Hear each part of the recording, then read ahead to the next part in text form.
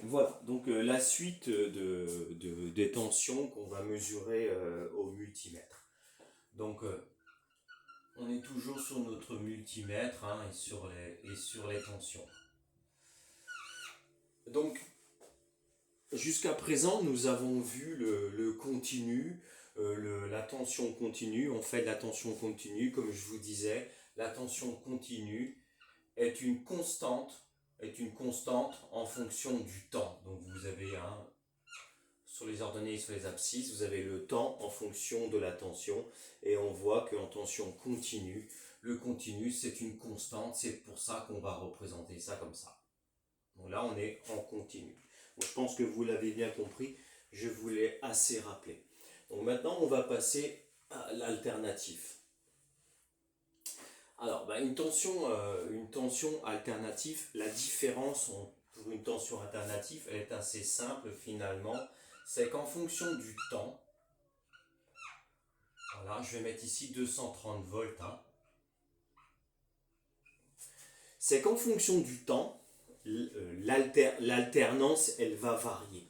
Donc en général, une alternance, vous voyez, ça se représente à peu près sur 20 millisecondes. Hein, c'est ce que vous allez retrouver à peu près partout.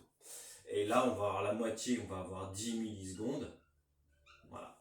Donc en fait, l'alternance, bon, l'alternance, elle va faire comme ceci. Voilà. Donc en fonction du temps, donc on va avoir ici 230 volts.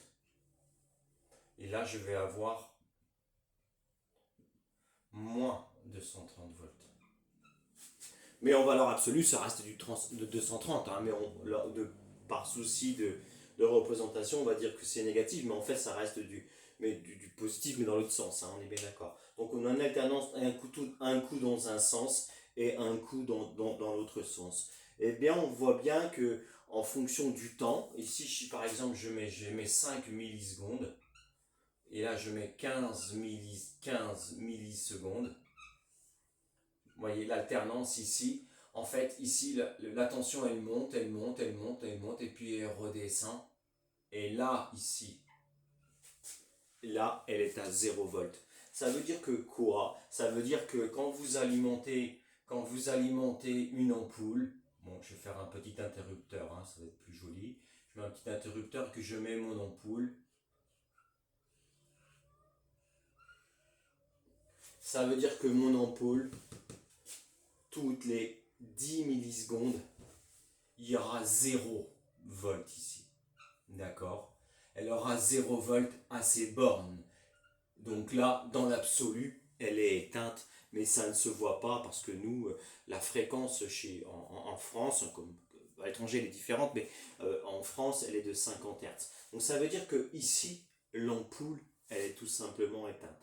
Mais ce qu'il faut retenir, c'est que, mais ça va tellement vite, hein, parce que 20 millisecondes en 50 Hz, 20 millisecondes, vous vous en doutez un petit peu, c'est très rapide. Donc on a l'illusion de croire que l'ampoule, elle est toujours allumée, alors que finalement, c'est une succession d'allumages et elle s'allume et elle s'éteint. Et on le voit bien, hein, que la tension varie, donc la tension borne de la lampe varie, donc sa luminosité, mais ça se voit pas, c'est tellement infime, c'est tellement rapide, 20 millisecondes, on le verra pas à l'œil nu, mais sachez quand même que dans l'absolu, la lampe, elle s'éteint.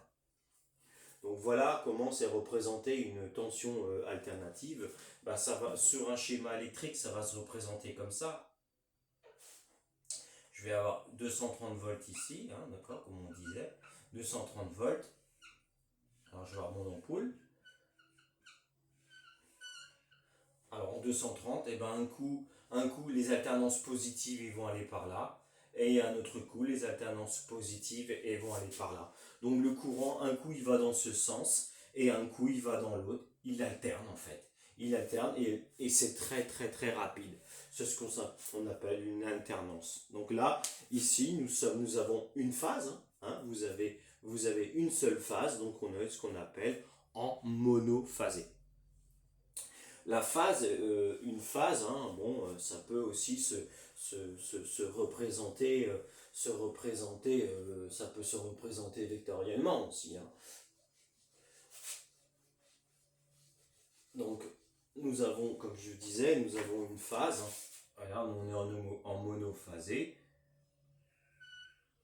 Donc, si je représente ça sur un, comment dire, sur un cercle, je vais essayer de faire ça au mieux, hein, excusez-moi pour les dessins, hein. Donc, vous voyez, le signal ici, là, il est à 0 volts, ici, là. Hein, donc, ici, là, je commence ici, là, on peut le représenter ici, hein, le signal. Et là, il part, et vous voyez, là, il va monter, il va monter, il va monter, il va monter, il va monter, il va monter. Il va arriver ici, après, le signal ici, il arrive ici, pardon, il arrive ici.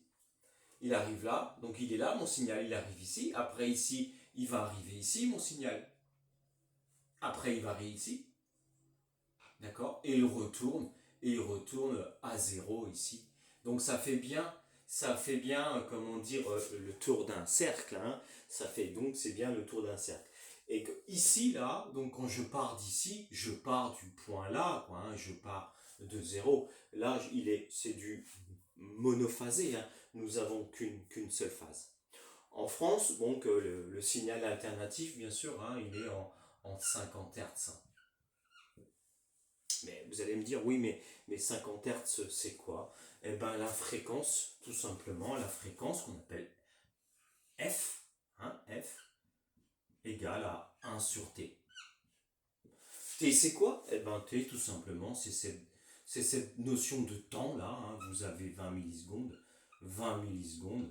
Et si je fais F égale 1 divisé par 20 millisecondes, eh bien, je vais trouver 50 Hz. 50 Hz, pardon. Eh ben, 50 Hz, c'est le temps que va faire une période, voyez. La fréquence, c'est le temps qu'elle va mettre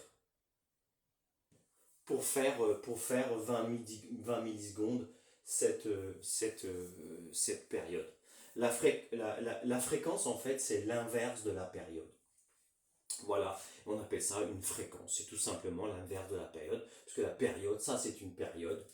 T 20 millisecondes. T c'est la période. Et ça fait 20 millisecondes. Donc la fréquence finalement, c'est l'inverse. C'est l'inverse de la période.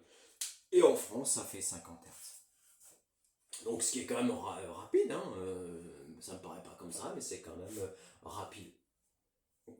Donc voilà l'ordre d'idée un petit peu du signal alternatif. Donc là nous sommes en monophasé, hein, nous avons une seule phase en monophasé. Donc je vous ai dit tout à l'heure, comme je vous disais, nous avons une seule phase, d'accord? On pourrait représenter une seule phase, la phase on pourrait la représenter comme ça, hein, une phase 1, et en France nous avons le neutre.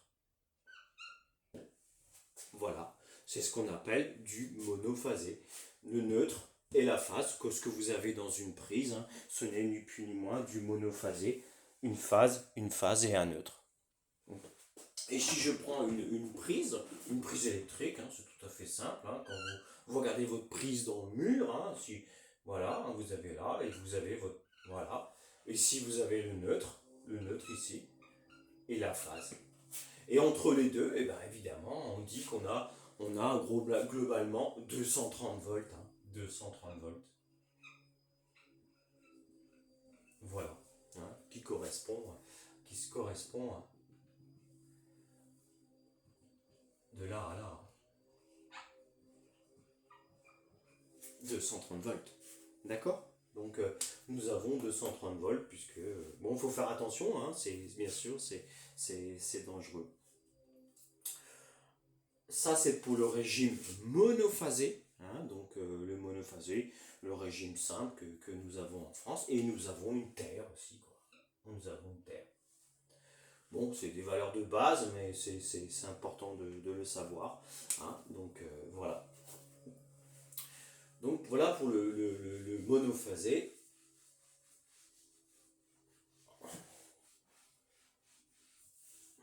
Et voilà, nous avons le monophasé et nous avons souvent aussi du triphasé. Hein, du triphasé. Alors le triphasé c'est quoi? Eh bien vous avez, alors de mémoire, hein, je fais tout ça de mémoire, vous avez Vous avez la phase 1. La phase 1. Alors, faut pas que je me trompe, hein. Si vous me corrigez, parce que si je peux très bien me tromper. Vous avez la phase 2. Voilà. Et vous avez la phase 3. Alors, je dois peut-être me faire une petite erreur, parce que moi je fais tout ça de tête, hein. La phase 3. Alors, le décalage, il y aura certainement une faute, hein, au niveau du décalage.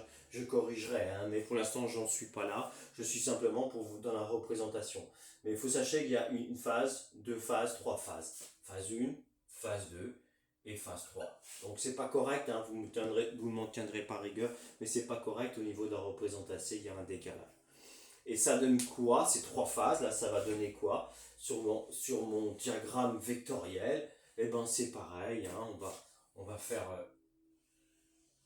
voilà, vous avez la première, la deuxième et la troisième, hein, quelque chose près, hein, qui sont décalées de mémoire à 120 degrés. 120 degrés, d'accord? Voilà, on va les représenter comme ça, elles vont être décalées vectoriellement. La première, la deuxième et la troisième. Quelque chose comme... Alors ici je me trompe peut-être, hein, je fais ça de tête, vous m'en tenez par rigueur. Donc vous avez trois phases. Donc elles sont décalées de 120 degrés. D'accord? Donc c'est ça qu'il faut retenir. On a trois phases quand on est en triphasé. Et bien sûr, alors donc ça va se représenter comme ça, hein. La 1, la 2, la 3, ou inverse, mais vous avez aussi le neutre, hein. Et vous avez votre terre, hein. Ça dépend des régimes, bien sûr, on verra ça après, mais ce qu'il faut retenir, vous avez le neutre, la terre, la phase 1, la phase 2 et la phase 3. Et si j'enlève les deux phases ici, eh ben je me retrouve comme tout à l'heure, en monophasé, en 230 ici, 230 volts. D'accord? Et si je rajoute les deux autres phases, la 2 et la troisième, voilà, je vais rajouter 230 ici. Pareil, d'accord? Et là, je vais rajouter 230. D'accord? Mais ce qu'il faudra retenir aussi, c'est qu'il faudra faire attention, mais on y reviendra ça plus tard, entre chaque phase, j'aurai du 380 volts. Entre chaque phase, j'aurai 380 volts. Donc retenez pour l'instant, pour faire simple, hein, il y a trois phases, et c'est du triphasé, et deux phases, c'est du monophasé. Donc voilà comment ça fonctionne un peu au niveau de l'alternative. On va s'arrêter là pour aujourd'hui et je vous prépare la suite pour demain. À bientôt!